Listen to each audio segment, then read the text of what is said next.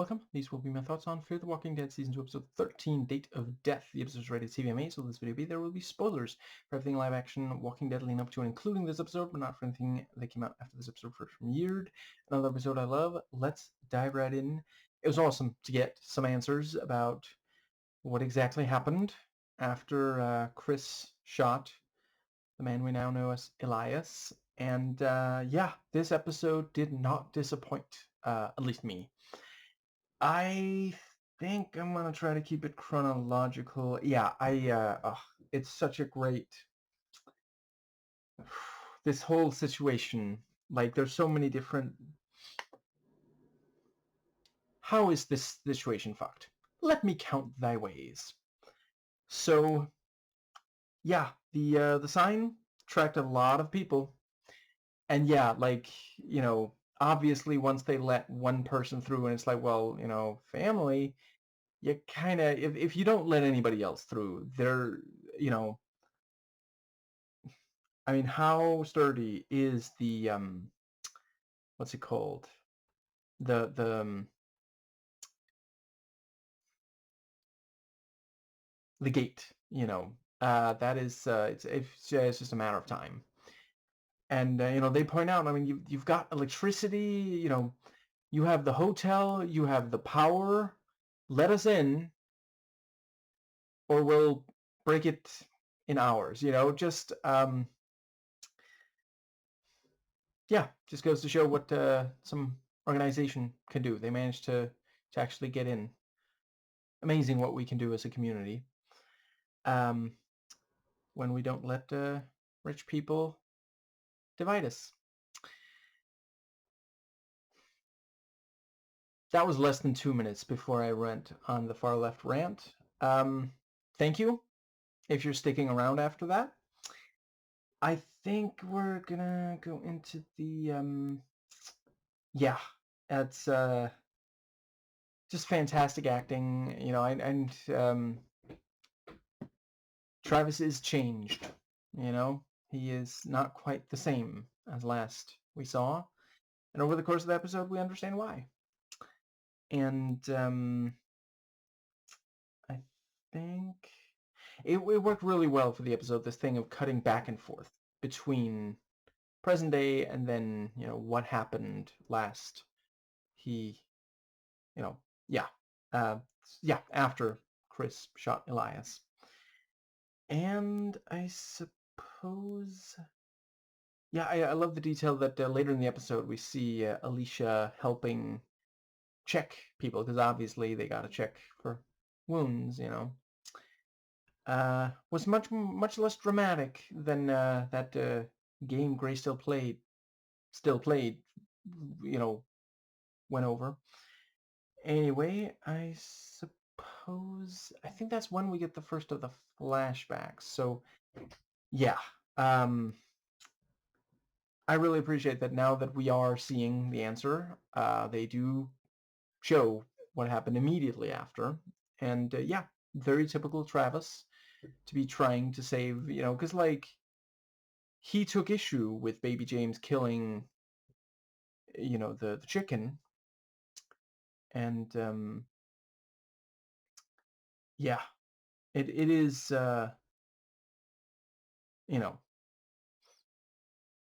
he, I don't know if that was necessarily the first time he's choked the chicken. Okay, broken its neck still. Anyway,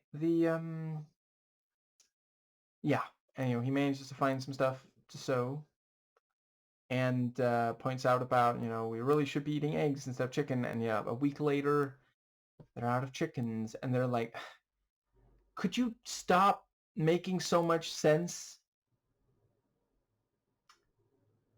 I mean, I guess I'm not surprised that at least some Republicans survived into the zombie apocalypse.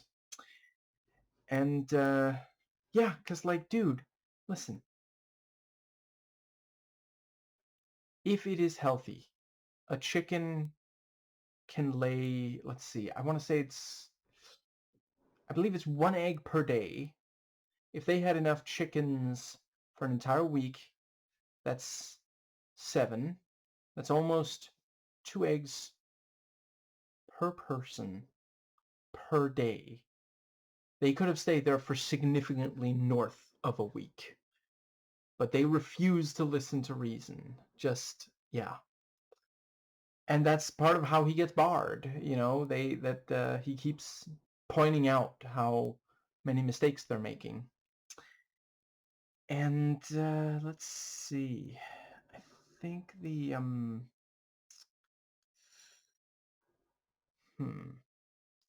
feel like that's when we see the yeah, so yeah, after a week they do try to drive, and you know, he points out this is a bad idea, you know, and they're just like, well, it's not a space shuttle. Yeah, that's Jesus fucking Christ. Just yeah.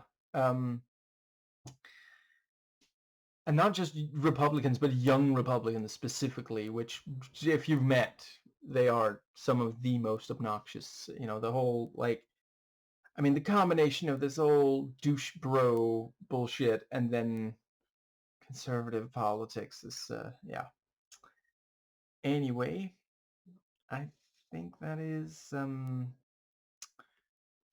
pretty much, yeah, you know, they don't manage to get very far before he passes out because, you know, I mean, that's not, yeah, just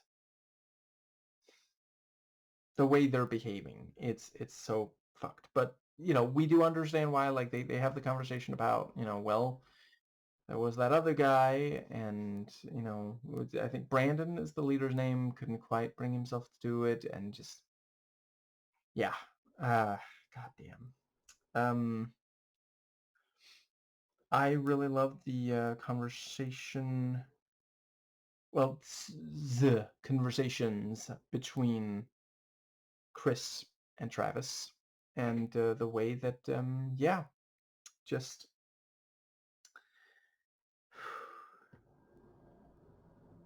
the thing about, like, could you at least wipe the fucking grease off your face? Where's your remorse, you know? And he's just standing there drinking, like, yeah, just, god damn.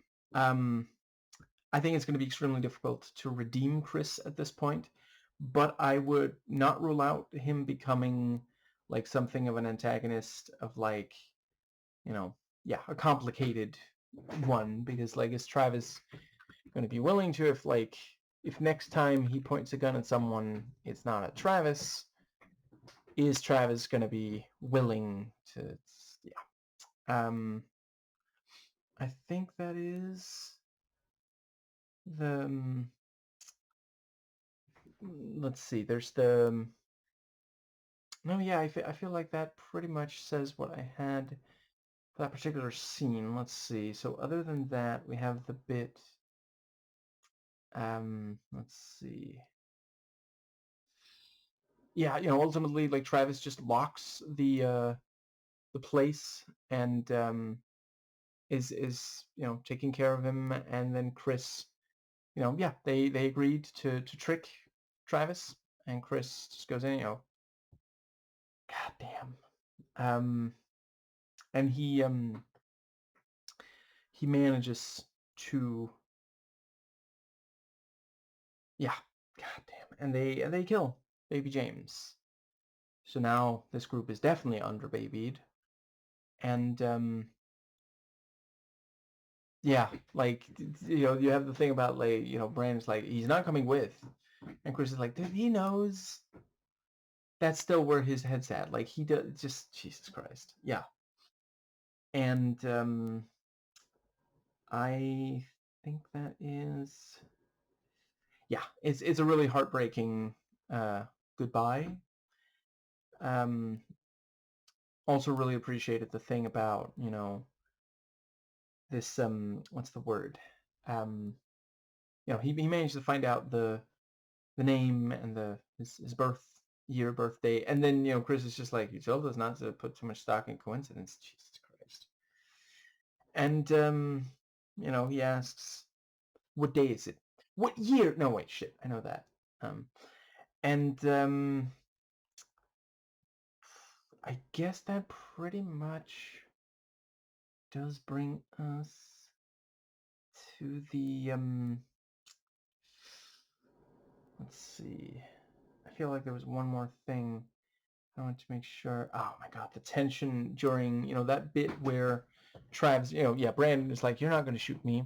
And Travis, fires it at like the ground near Brandon, not realizing Brandon's just going to draw his gun and aim it directly at Travis. He wasn't intimidated. It just, yeah. Because yeah, like to Brandon, you're either a threat or you're a victim.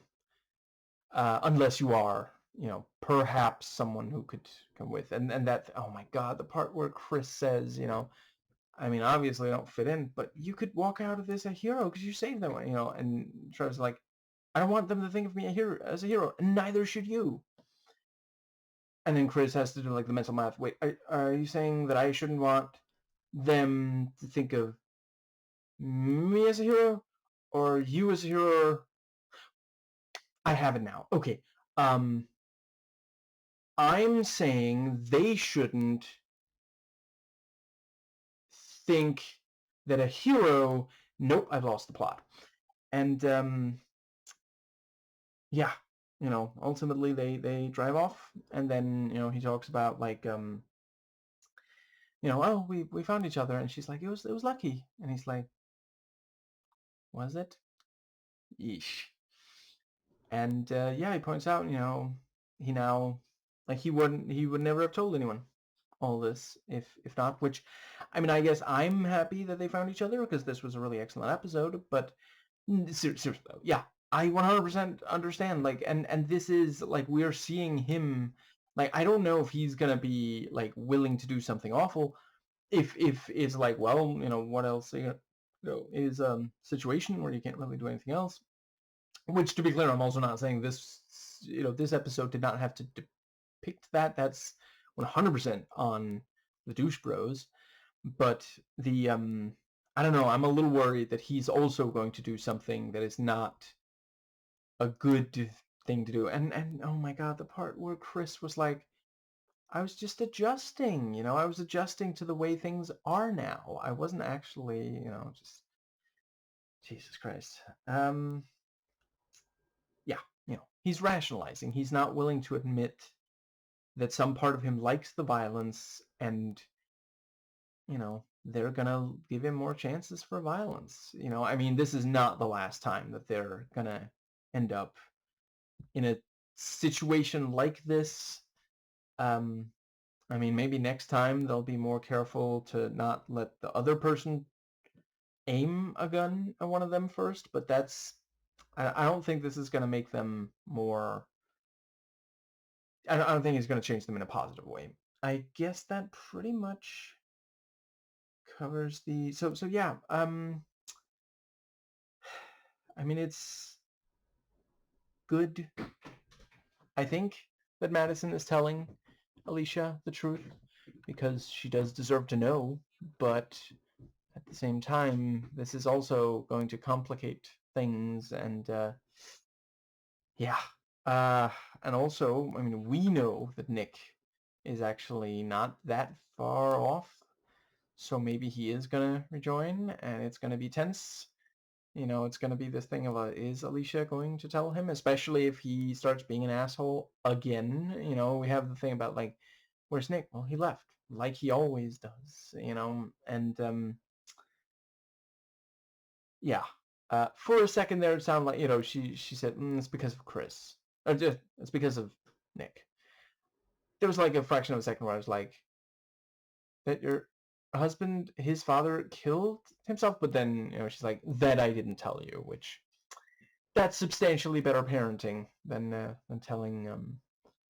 Yeah. And yeah, just also really powerful, the thing about, like, well, how could you know that that it was an accident? How could you know that he did it on purpose? And she said, he left a note. And then she reaches into her purse and reads aloud, "You were right. There is nothing. Nothing is after you." I recently rewatched that movie. It's still amazing. I've watched it 3 times by now. I don't think that's going to be I'm pretty sure at some point I'm going to hit half a dozen and probably keep going. Anyway, I suppose that pretty much does cover. There's at least one more thing I really wanted to make sure to say. Let's see. Yeah, fantastic ending tease. Like, goddamn, I can hardly wait to see. So yeah, the douche bros have arrived. There goes the neighborhood, and oh my god, yeah, this is not gonna end well. I mean, they might have a tiny like. See, the thing is if Travis recognizes them before, yeah, I'm worried that they're gonna get through the gate before he recognizes them. And it's going to be a really difficult, tense situation because it's also like, I mean, are they just going to, you know, can they stop them before, can the Madison and the others stop the douche bros before the douche bros start killing? And there was that conversation about we can't have any violence here. That is the thing. Aim for the head, just like you said. And if you know, you know. I suppose I will say at first I was wondering if this was maybe the gang that got there, but I'm not ruling out that that might happen, but I guess it's not impossible that they're hyper-focused on the Colonia, not the hotel. And I suppose that does pretty much cover. Yeah, I also thought it was great to finding out a little bit more about, you know, there's the thing about I saw so much of Nick, of your father in Nick, you know, the way his smile could light up a room, or his mood could silence it. And yeah, that is of course the thing, because like, is Nick gonna, if Nick does find out, and I don't know if it's going to happen by the end of this season. There's not that much left, but I would not rule out that at some point he is going to find out, and it's going to have a very significant impact on him as a person. And I am worried. It already does not, you know, he is struggling. And I also really love the stuff Travis said about, you know, you didn't know him as a child. You know, he used to be so full of love, and then, you know, the divorce. And it is, of course, unfortunately true that divorce can sometimes have very severe negative impact on one or more children in the relationship. Which, to be clear, does not mean that divorce is always a bad thing. There are some, you know, adults who said they grew up with parents who refused to divorce because they had heard this whole thing of, you know, stay together for the kids. And they actually, in retrospect, wish that they had just gotten divorced, because instead they were just scared and miserable all the time because they could tell that their parents really didn't want to be together, and being kids, they blamed themselves. You know, it's kind of Scylla and Charybdis kind of choice. Like, do you, you know, do you make the kid feel like the divorce was their fault, or that them that the parents being angry at each other, even though they're, you know, without a divorce, is the kid's fault? Like, it's a very difficult situation. And okay, it's saying something about quality. I am almost done with the video anyway, so we're just gonna wrap up the but yeah, and the thing about, like, you know, all he never felt my love. He just felt the disgust at who he was becoming, who he had become. And, you know, yeah, he didn't even say I love you. He said, God damn you. That is a really unfortunate situation. And we can understand why, you know, like, this is such a fucked situation. Just, yeah. And I also appreciate that when Chris is having to, you know, excuse the, you know, he's like, I don't know, they're not here. They got bored, so they went to kill a walker. it's kind of devastating that Travis like is immediately like, yep, that certainly sounds like them. You know, that is such a convincing lie. Did Chris come up with that, or did one of do the douche bros have enough self-awareness to realize that? But yeah, just and yeah, I think that is everything. Yeah, oh my god, the part with the yeah, I appreciated the thing about like, well, what, you know, you killed mom. It's a completely different situation, you know, just yeah. But yeah, you know, like a lot of teenagers, he wants to grow up immediately, you know, he wants to be taken seriously as an adult, and he's making bad choices because of it, and he fell in with the exact wrong crowd. Yeah.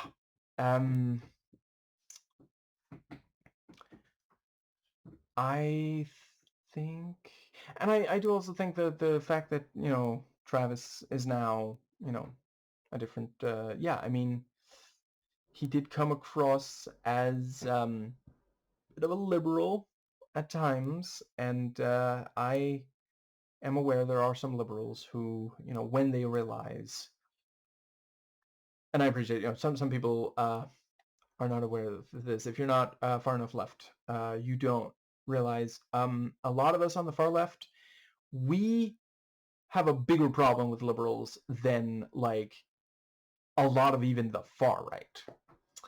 But the far right don't really know very much. They don't understand very much. Well, some of the powerful ones do. And so, you know, if you're not as far right as them, you must be a liberal.